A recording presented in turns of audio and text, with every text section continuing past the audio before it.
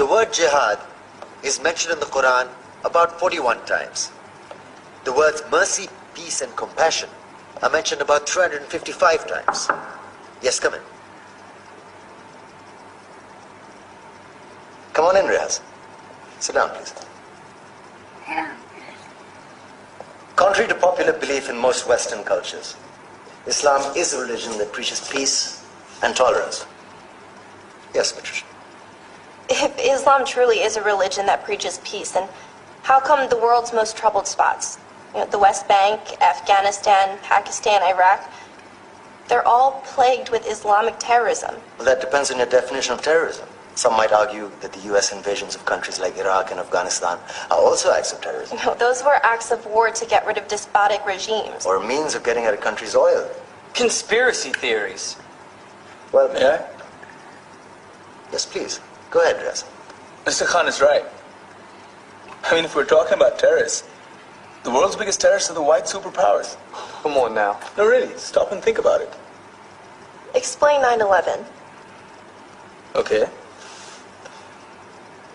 Do you know how many people died in the Twin Towers strike? Around 3,000. And do you have any idea how many people died in the bombing of Afghanistan? Take a wild guess. More than 15,000 people died.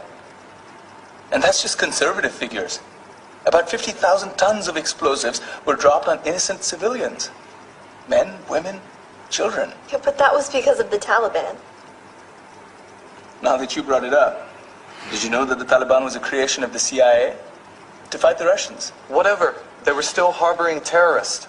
Yeah, right. Terrorists that were never found. Just like the weapons of mass destruction that were never found in Iraq. Do you want to get into the death toll in Iraq? 500,000 civilians and counting.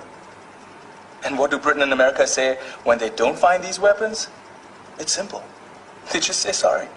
And still refuse to relinquish control of these countries. What are you trying to say? What I'm trying to say is that just because you're American, wear a fancy suit, and call yourself the president, doesn't make you any less of a terrorist.